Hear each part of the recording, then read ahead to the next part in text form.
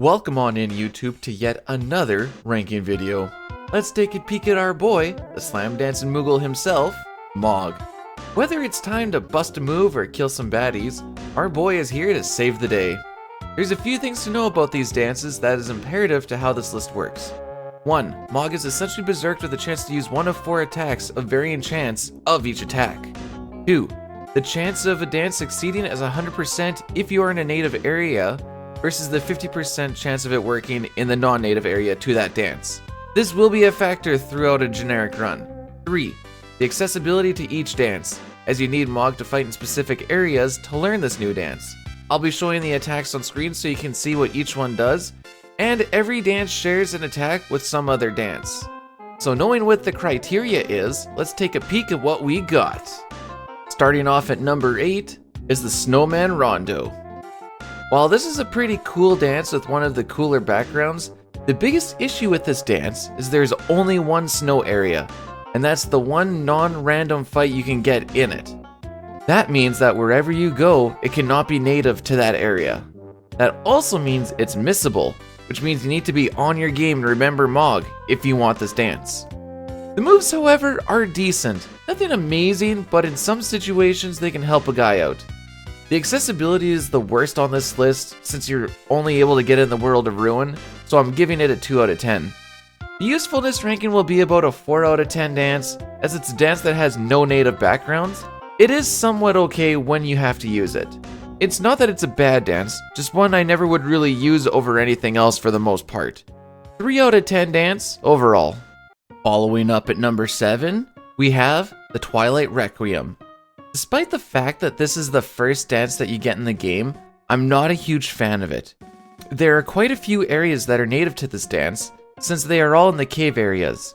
This also includes the minecart and even the tears fights. However, the moves themselves aren't incredibly good, one being fractional damage and the other an instant death, and those won't hit those that are immune to death, obviously. The other 2 good spells are incredibly low chance rate.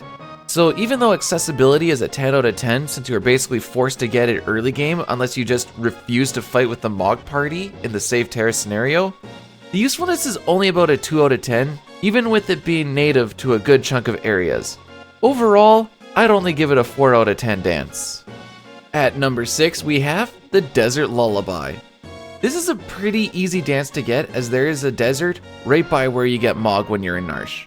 There is only a handful of desert areas and you don't really spend much time in them, so the native use for this dance is kinda low. The attacks off this can be decent, actually granting access to a wind ability. The low chance spells are pretty good, but they're also just that, low chance. It seems these dances like instant death as we have a style of that in this dance as well. So with it being not native to anywhere and a high chance instant death attack, it's not a very good boss dance. 8 out of 10 for how early you can get it upon getting Mog, but again the usefulness is only a touch higher than Requiem, sitting at a 3 out of 10. And that brings us to an overall score of 4.5 out of 10. Coming in at number 5 we have Water Harmony. This is the meme dance everyone likes to talk about. You almost need to dedicate an afternoon to get this dance, but it can be pretty worth it. The only place you can get this is in the World of Balance, either taking the river and wrapping all your way back to an access point, or taking the Barren Falls. This means that there are no useful native areas for this dance to work 100%, so you are risking the 50-50 chance of it working every time you use it, just like the Snow Rondo. This dance is good for water and lightning damage, as those are the main attacks, so if you're looking for consistent damage, this is one of the main dances to do it with. The accessibility is pretty annoying, having to take a long detour for it, albeit it does happen earlier in the game. For that I'll give it a 4 out of 10, but the usefulness can be quite good, assuming our buddy doesn't stumble around too much, making it a 7 out of 10. The overall scoring, I'd give it 6 out of 10. Coming in at number 4 is the Love Serenade. This dance is your inside a dungeon dance. It has quite a few areas where you can use it to 100% success. My main issue with this dance is this. It is strictly single target and will mostly either do a strong fire spell or a confusion spell. So while it will work in a lot of areas that will matter throughout the game, being able to get a good use out of it might be somewhat challenging. Again, it's pretty easy to get at an 8 out of 10, as are a lot of the dances that you have to access just by flying around the first time you get Mog, but the usefulness drops to about a 6 out of 10. This drags this dance down to a 7 out of 10 sadly, as I just see a lot of moves not really doing what you want in the hopes that you get the ones that just feel really good. Taking home the bronze today is the Earth Blues. This dance is pretty weird since it is the mountain area dance, but it's also native to Mount Colts and Zozo, the outside areas, as well as the floating continent, and Kefka's Tower, the final dungeon. So with that being known about it, let's look at what it can do. You either have a fractional damage spell, or you get a non-elemental rock attack. In your times of need, you can get a cute little heal, or you can get an animal attack, which is just a bunch of boars that are so cute, but they do a good chunk of damage. So this dance is pretty easy to get with just needing to fight something easy on a mountain, probably Mount Colts since it's right there. And you can use it in a few areas later in the game that is apt for general storyline progression, with moves that do a decent amount of damage or effects. Accessibility is nice at another 8 out of 10, just a hop, skip, and a jump away from the desert dance.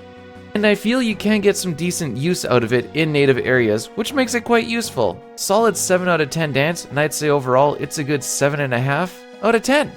At number 2, we have the Forest Nocturne. Now we are into what I would consider the spicy dances. This dance, even though it doesn't have a ton of native areas, is carried by what it offers. You either get a nice heal or some spicy damage, either multi-target or single target.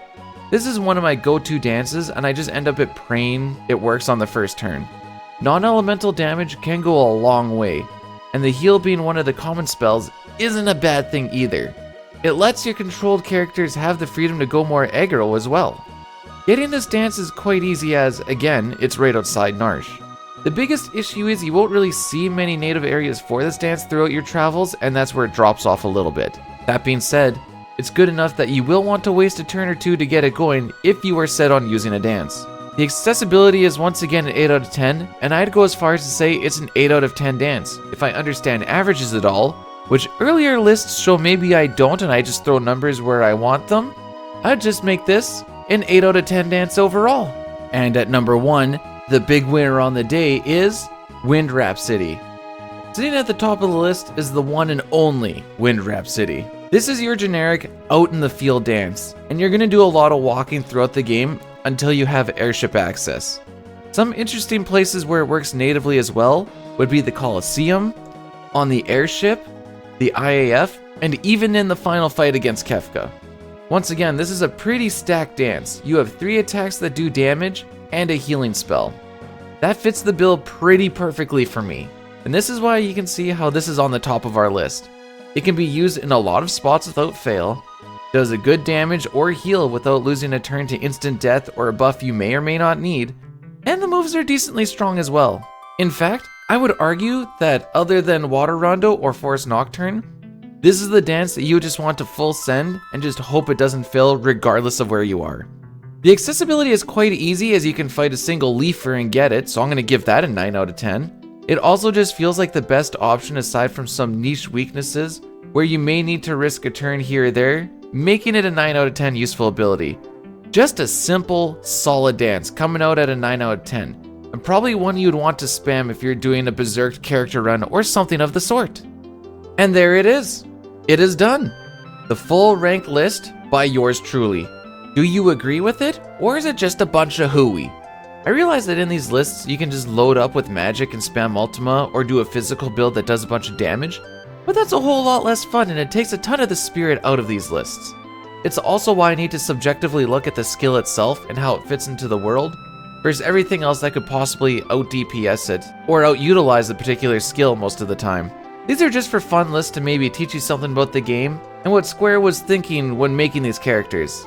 Thank you guys for watching another one of these. Feel free to hit that sub button, and I'll see you guys in the next one.